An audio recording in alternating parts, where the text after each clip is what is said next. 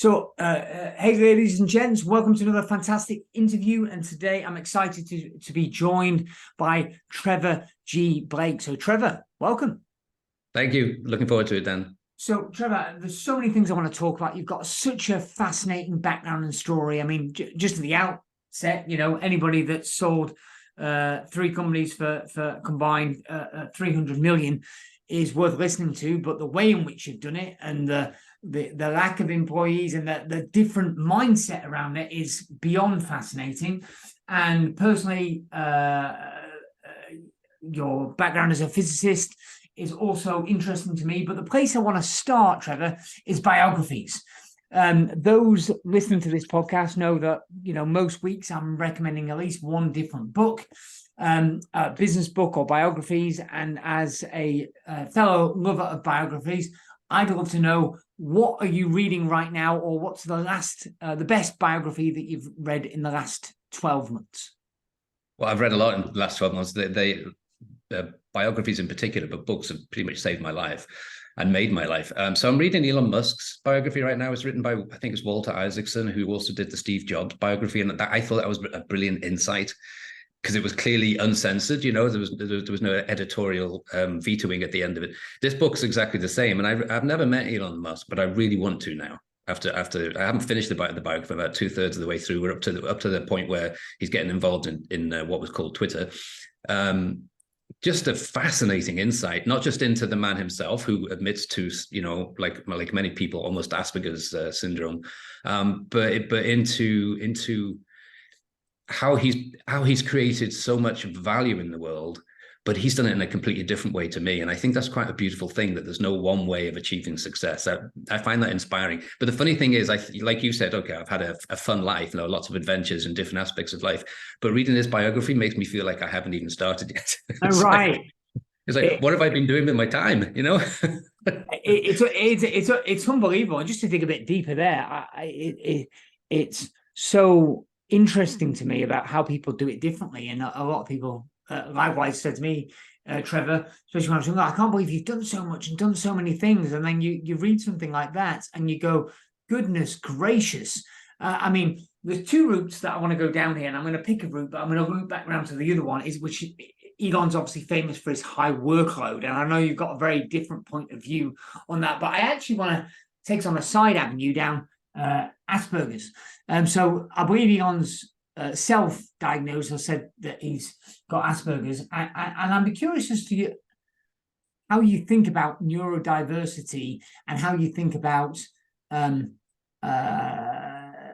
as it relates to entrepreneurs. So as a side point, I actually recently had went to have my son tested, because he was demonstrating some unique traits. And what's interesting about this is my son is very similar to myself, but my two daughters are very different.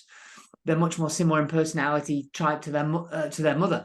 And but in the end, there's a suspicion he might be on the spectrum, but the diagnosis was no, he's not on that. But actually, we think that he might be demonstrating OCD, and which is also, you mentioned Steve Jobs, or Steve being perhaps the most famous person that apparently had OCD. So how do you think about neurodiversity and some of these different labels, and as it relates to entrepreneurship?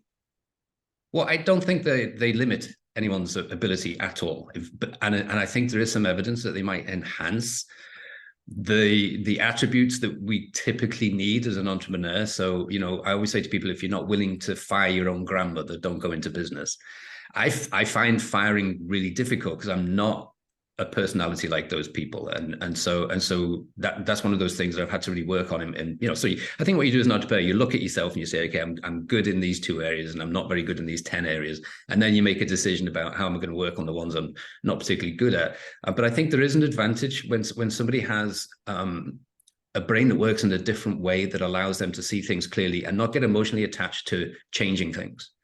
And one of the issues I find with particularly younger entrepreneurs, or younger meaning younger in the business. I didn't start till I was 43, my first company, but so I don't mean age. I mean, when in the early years, it's real difficulty making decisions themselves. and relying on consensus. Like we're going to sit in this room, we're going to have a 12-hour meeting until we all agree.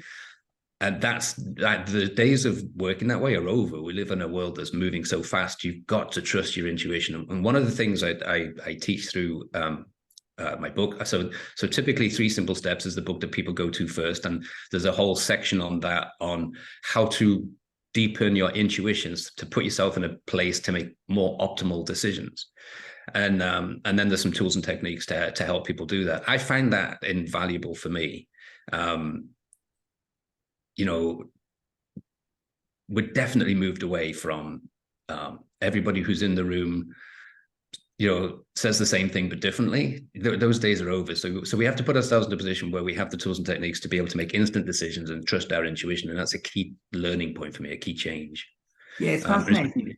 Yeah, it's interesting though that people like Elon Musk are really in touch with their intuition, so much so that they would get completely frustrated by the people around them. And their response would be not to hand them tools and techniques to improve their intuition. His response is fire. Out you go. Let me get somebody in who can make a decision. So I find that fascinating. Yeah, well, and talking about changing times, it felt not that long ago that everything, the world of kind of self-development, if you will, was about, The Secret or goal setting. Could you perhaps talk about your perception? Because I think it's fascinating to relate this, because somebody might be listening to this podcast and they don't know much about you other than the intro. And they're going to go, okay, well, this is my theory, but put me some weight behind this. And so I'm interested in the distinction between decision-making, goal setting, and the setting of intentions. Because what I found fascinating in one of your videos in your YouTube channel when I was doing homework for this interview was about how you set the intention to sell one of your companies for $100 million before you'd even started the company. And yet 6 years later, that's exactly what you did. You achieved an exit for, I think it was over $105 billion.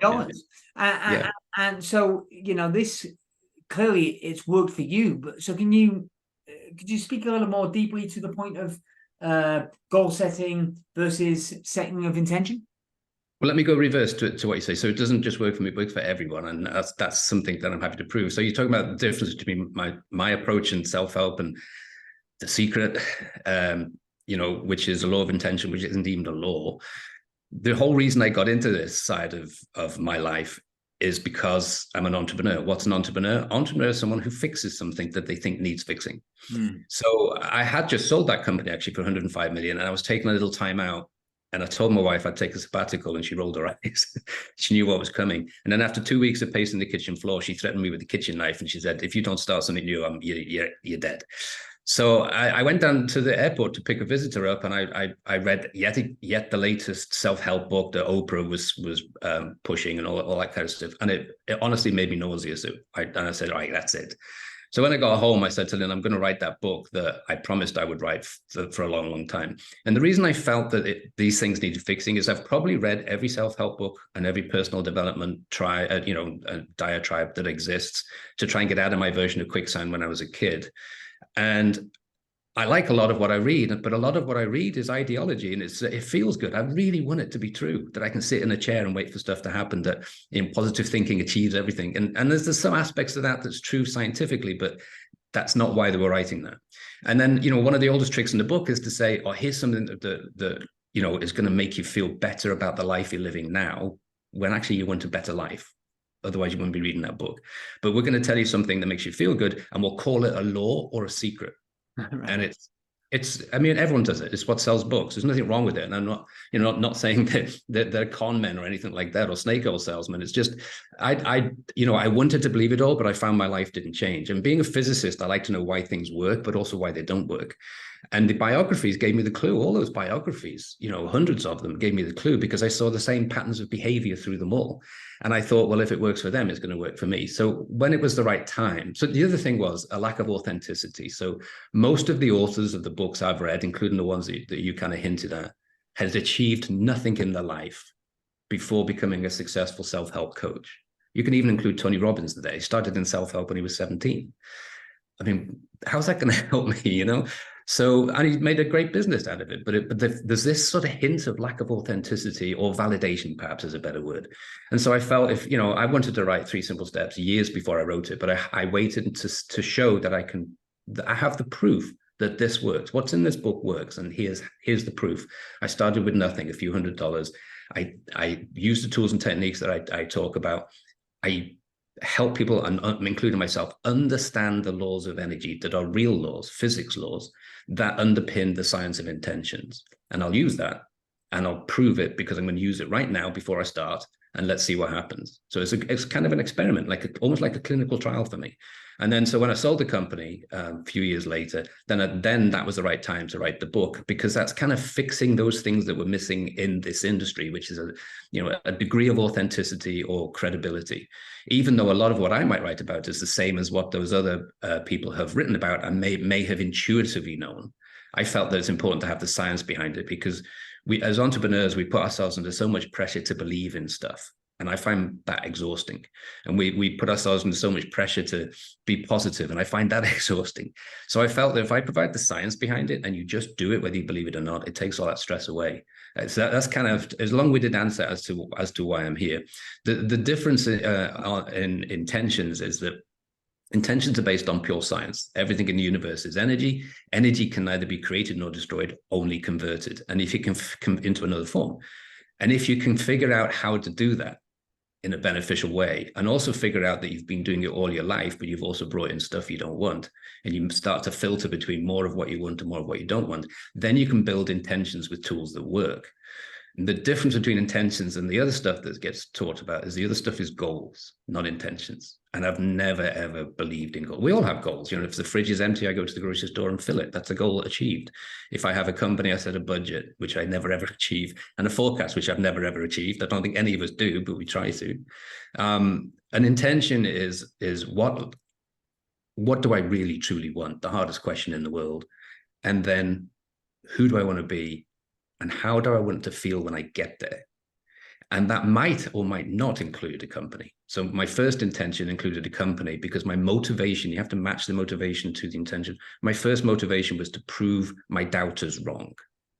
And that's why I picked a company to do that. And I picked 100 million at the time, because I wasn't thinking as big as I do today, because that's kind of a number that makes people sit up and take notice. You know, 50 million people go, oh, well done.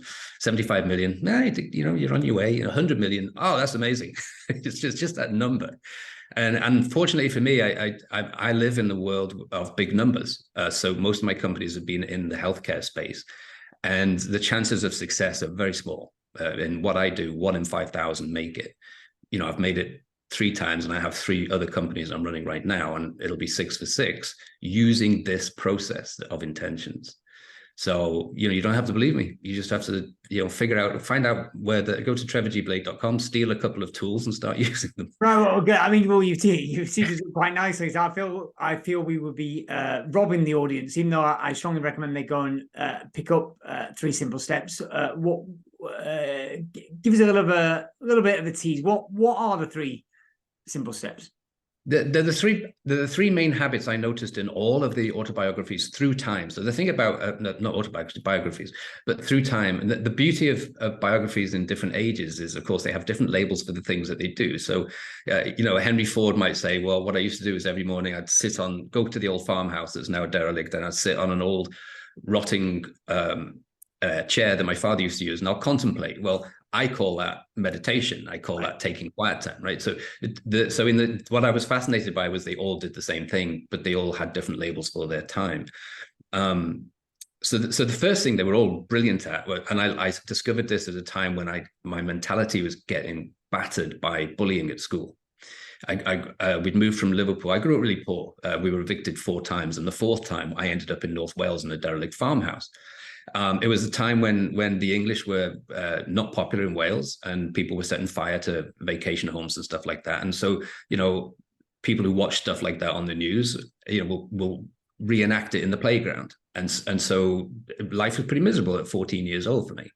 So I would hide out in the local library because they're too stupid to go to the library. I know I'd never find my tormentors there, and that's where I actually started to teach myself physics and also read these biographies. And so it was fascinating to me that in all of these amazing people in different times. They were in much more adverse conditions than I was, but they'd found a way to achieve mentality control. So for me, this was the first step I had to conquer as a kid. I had to stop being hard. My self-esteem had disappeared. I thought there must be something. I'd look in the mirror and think, yeah, after getting off the school bus and being completely written, stripped naked and completely written on in ballpoint pen, and too ashamed to tell my parents, I'd stand in front of the mirror in the bathroom and I'd think I was the problem, something wrong with me. And so the biographies helped me understand that process and say, no, you can't let people put you down like that. And these people had stood in front of mirrors, and then before mirrors, they stood in front of reflective glass, and before reflective glass, in front of a pool, and they'd talk to themselves and told them that they were brilliant and they can get over this, and they'll fight back. That was amazing to me, and so I started to do it. And the way I did it was on the walk to the school bus. I would leave my two siblings behind, and I'd walk across the fields, and I'd talk to myself, and I'd build myself up. And I got this mentality control where I realized that it's not about how you think; it's about how you react to what you just thought. It's a huge difference. It's very subtle, but it's powerful. There's nothing wrong with thinking negative thoughts. It's natural. If you see a grizzly bear running at you, to have a positive thought about that bear, you're going to get eaten. So what you want, you need the negative thought. Oh my God, it's a grizzly bear, run, or something like that. So it's okay to have the negative thought, but it's how you react to it. And so in business, we get negative thoughts all the time. I've been rejected by investors even today, even now, after a reasonable track record. And you have to, so your mentality control is okay. It's not me. It's the process. It's the communication. How am I going to react to that? So that's the most important first step. And the second step is, now that I've cleared my mentality out and I'm creating neuroplasticity, new neural pathways and stuff like that, what do I do with these new beautiful neurons? Do I sit on the couch and plug them into sensational TV? Do I listen to the complainers around me and all that sort of thing, or the naysayers or the doomsayers? Or do I feed myself stuff that's going to reprogram my brain, my reticular activation system? And so by learning that, then you say, okay, I'm going to get out into nature, where the biggest opportunity to connect with the universe is, and I'm going to connect, and I'm going to plug myself in to these unpolluted opportunities. And when I was doing that, I didn't know what I was doing. Today, as a physicist, I know that it's a scientific process, because when I was taught at school that there was space between the electrons, I now know that's not true. Everything is connected by a thing called the Higgs field. It's this low frequency energy, which means that you're connected to everyone and everything, which also means the things that the sages told us way back when was correct, even if they didn't have the science. And so now I'm a scientist, and I've got the science with it, and it's also the stuff I want to hear. What an opportunity. So I built into my life, with the same discipline as I would book a board meeting, the scheduling of getting out into nature and connecting and sitting quietly near a tree or something like that. So that was number two. And the payoff of that is that we get to deepen our intuitions. And that's so vital for today's entrepreneur. We're in a kind of a spiraling energy now where things change so fast. You don't have time to call a meeting anymore. You've just got to make a decision and live with it. And then having deepened our connections, having deepened the intuition, having control of our mentality, then we're able to set intentions that work. Because what happens typically when someone says set an intention, you set an intention, and then because you don't have control of mentality, the first person who comes into the room, you'll tell them your intention, which is a huge mistake. And you'll see the look in their eyes. I did this when I hadn't figured it out. And you see the look in their eyes and the disbelief, and it just is crushing. And you have to start again. So when you get mentality control right, and you're making good decisions for yourself, like, what do I want to be? What do I want to do? Who do I want? How do I want to feel when I get there? When you make those decisions and set an intention around that, you know not to share it. You know how to set it. I call it the 5 Ps. So you use these 5 rules like an equation. It's almost like a maths equation, and you stick to that. And then it will happen anyway, whether you believe it or not. And that's the beauty of the 3 simple steps. And that's why so I didn't promote it. I just wrote it and threw it out into the universe with the same authenticity to say, okay, if this is any good, word of mouth will get it to where it wants to be. And it's been a New York Times bestseller 3 times. Yeah, just by word of mouth. I do love it. It's in a world where skeptics would say, New York Times bestseller list is basically a purchase list, but the fact that it was Yeah. organically done without advertising spend, not once but 3 times, says a lot. And it's interesting, Trevor, because I can relate, and I suspect a lot of the listeners can relate. For me, when I was in my early teens, I moved around quite a lot as a child with my father's work, and consequently, I was a little bit of a loner and an outsider.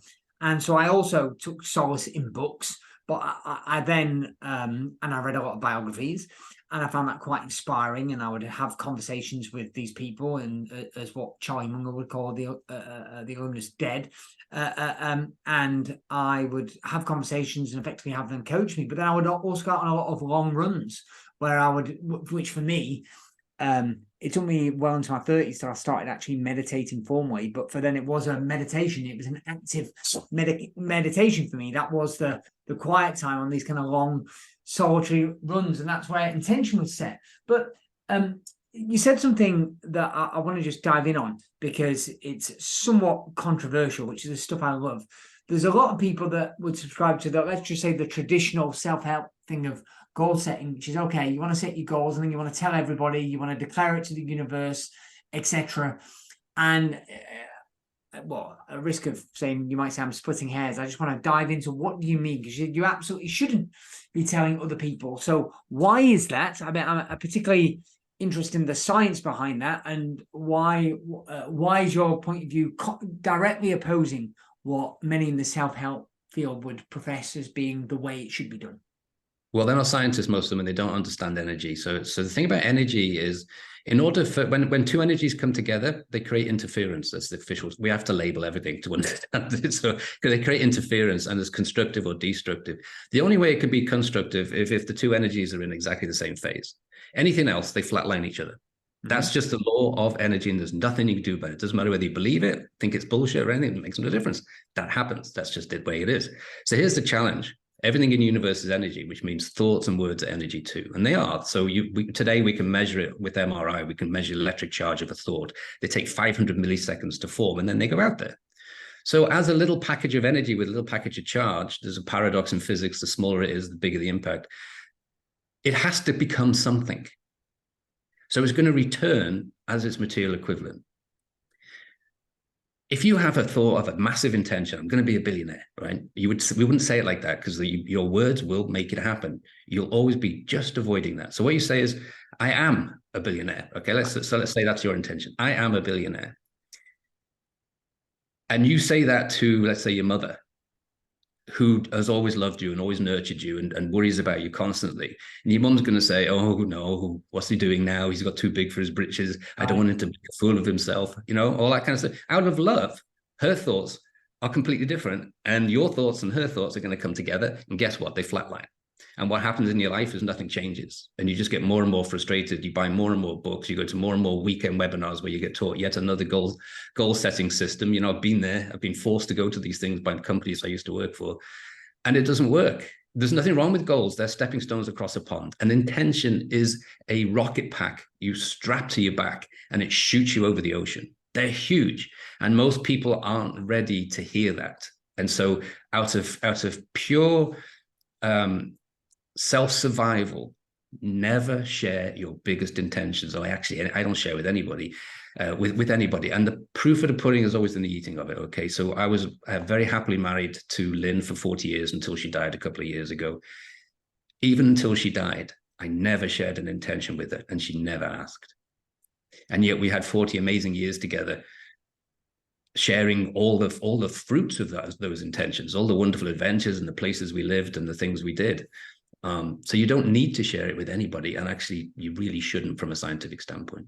It's subtle, and I love this, and I hope the people listening are engaged. I mean, I already missed the loop of when you talk about the Higgs field earlier. Obviously, it made a lot of mainstream press a few years ago with the Higgs boson and the discovery of the God particle, and so it's always fascinating. But what you just said, I can already feel some people's response might be, well, hold on. Are you saying putting words in your mouth. Are you saying that you shouldn't tell your, you shouldn't tell your partner your dreams, your desires, your right? And so could someone say, well, no, that goes against. It's like, it's my life partner. This is my wife. This is my husband. This is my spouse. Like, are you saying that you shouldn't say, oh, where's the line get drawn with? Well, hold on. Are you keeping things from them, or is it more subtle? No, you just don't need to share it. But here's the question I'll throw back to anybody who's thinking that way right now, and it's a genuine response. I used to have it myself before I figured all this out. How's your life turning out right now? Sharing all this stuff. If you've got the life of dreams, or you're living on your private island, then you wouldn't even be listening to this. If it hasn't been working, try something different. Yeah, I do like that. Well, and I especially like, it's a great thing just to think through. You said to me on this call about, oh yeah, it cancels out if you say it. And when you said about, oh yeah, your mother loves you, I was like, yeah, if you met my mother, she was very much, I would tell her all my dreams as a kid, and she'd be like, oh well, and it used to really irritate me. It felt like she talked me down, but it wasn't out of a dislike. It was out of trying to protect me from standing out, right? Exactly. Actually, I described this in detail because when I was writing Three Simple Steps, it actually happened in my house where somebody came in and told their mother their intention. And I explained this to them, and they did not believe me, and they wouldn't listen to it. And this is all around an interview that this person was definitely going to get, no, she didn't get it. She didn't get the job offer. And only after they had the failed attempt did they actually listen to what I had to say. So I described that story in Three Simple Steps, but I have a course called Transformation, the Transformation Experience. It takes typically 30 to 40 days to do it, an hour a day. And in that process, first of all, we learn the science, then we practical applicate the science. So we use tools and techniques out in the real world, not in a book. We go out into the real world, practice, come back. Then having done all that, then we set this process of intentions. By that point, everybody gets it. Everybody understands. And I don't need to tell them not to share. Yeah, everyone who does the transformation experience says, oh my God, I better not share this because I don't want interference.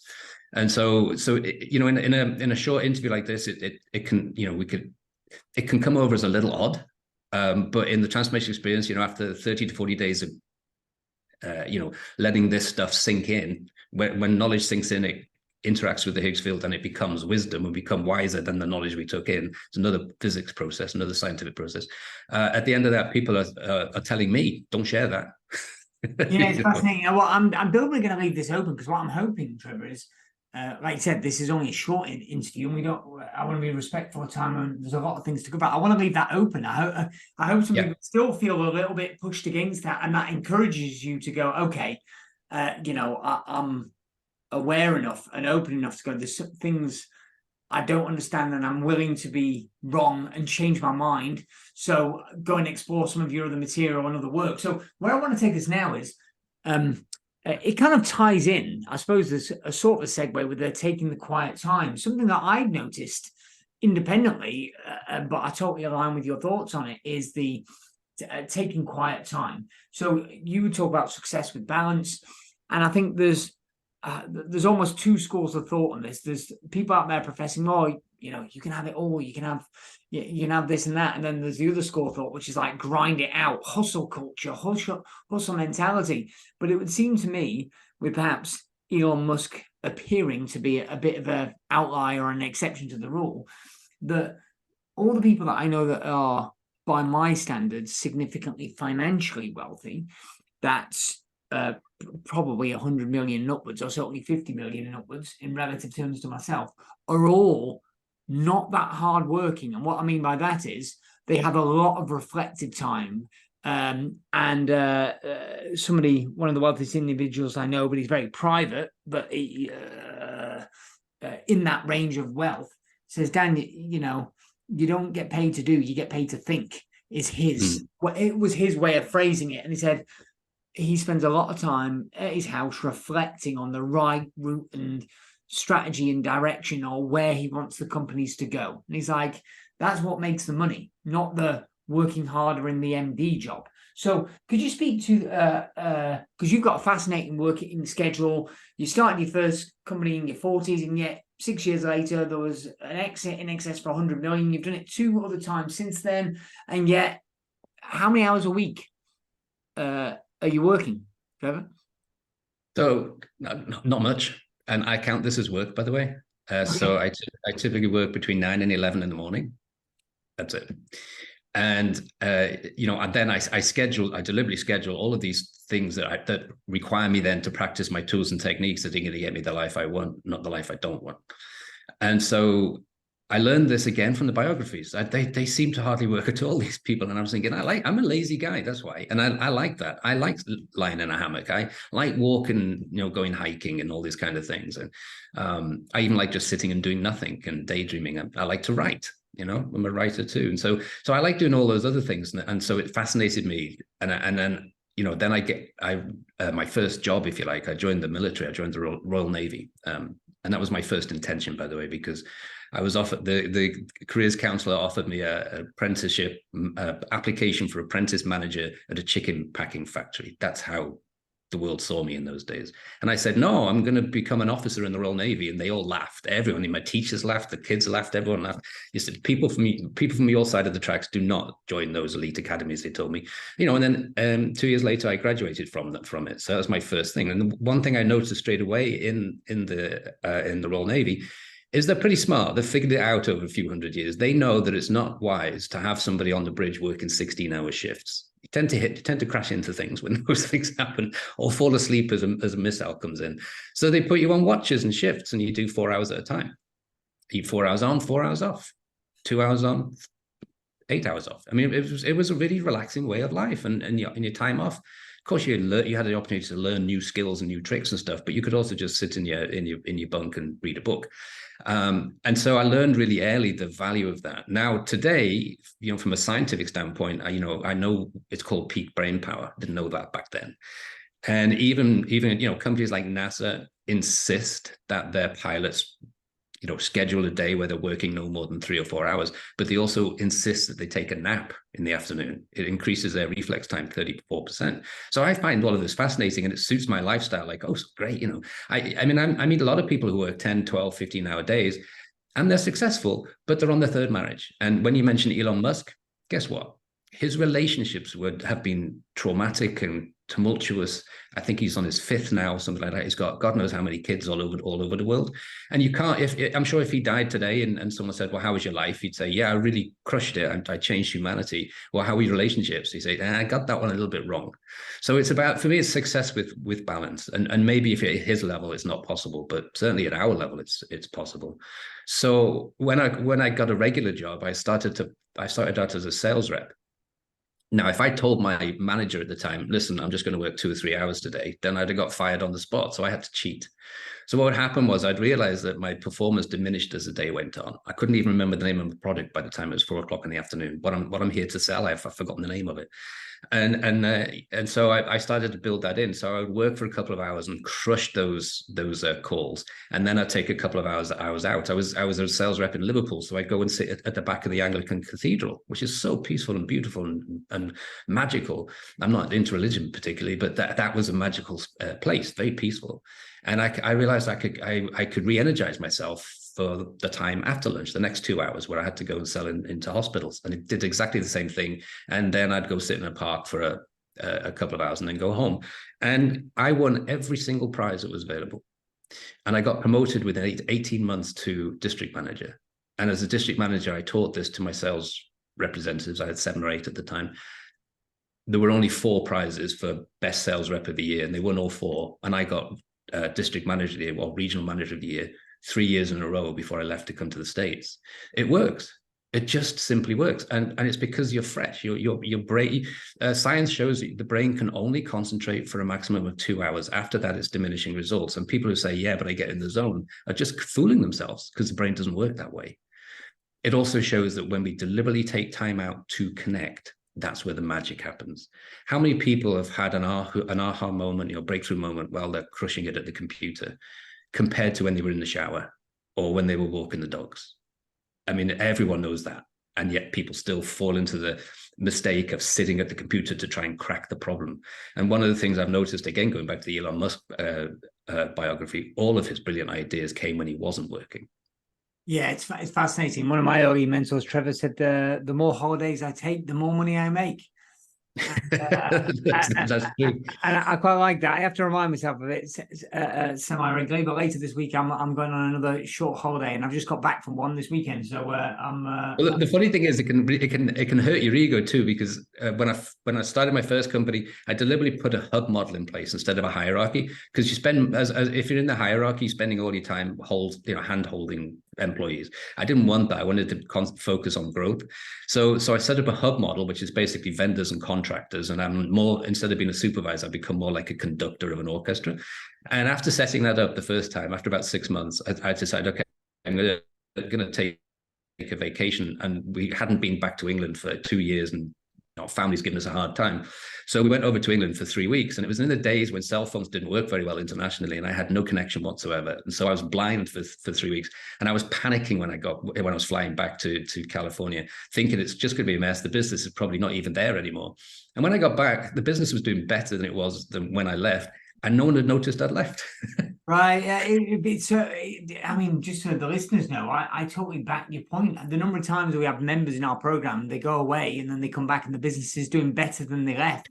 And it's fascinating their response rather than be elated. Normally the initial response is like, oh, exactly. I feel hurt. I feel bad that I'm not needed. So Trevor, two final questions. I'm very conscious of the time, but and I'm sure if you're liking this podcast and you want you would like me to get more information from Trevor, then please write in, send us the questions, and I will do my best to try and persuade Trevor to have another time for perhaps a round two. But penultimate question. Let's talk about practical applications. So obviously, yes, I strongly encourage people to look up your videos, your courses, your books, and we'll talk about that in a moment. But if somebody's listening to this, kind of going, okay, I want to explore more of the science. Like, how do I practically apply this? So, you talk about setting intention and quiet time, but how does that relate to me listening to this? I'm trying to run a company right now. What are some examples of some things that you would suggest that they do in order to create a different reality for themselves? So the things that have to change are two, and they're in this lump of flesh on the top of our shoulders. One is called the reticular activation system, which sits in the brainstem. And there's only humans and reptiles that have this group of neurons.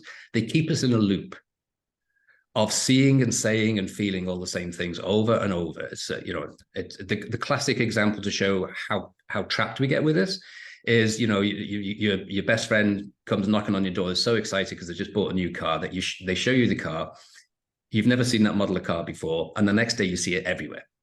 Okay, you've reprogrammed your reticular activation system to look out for it. This part of the neck works a bit like a Google algorithm. It pays attention to what you pay attention to, and it gives you more of that. So, of course, if you're full of self-doubt and you don't have a tool to overcome self-doubt, then it's going to give you self-doubt the whole time and reason to have self-doubt. So we have to learn to reprogram it. That's where the science comes in. So if you have tools and techniques that are designed to reprogram that really works. Second part of the brain, I call it the enemy within. Well, actually, these are both the enemy within, but we have mirror neurons. We are the only creatures on Earth, other than one species of monkey, to have a thing called mirror neurons. They allow us to observe behavior and learn from observation and not have to experience it. So again, the classic example is watching sheep fall over a cliff. The lead sheep falls over the cliff. What do the other sheep do? Do they get into a circle and say, well, that was dumb, we're not going to do that? No, they all fall over the cliff one after the other because they don't have mirror neurons.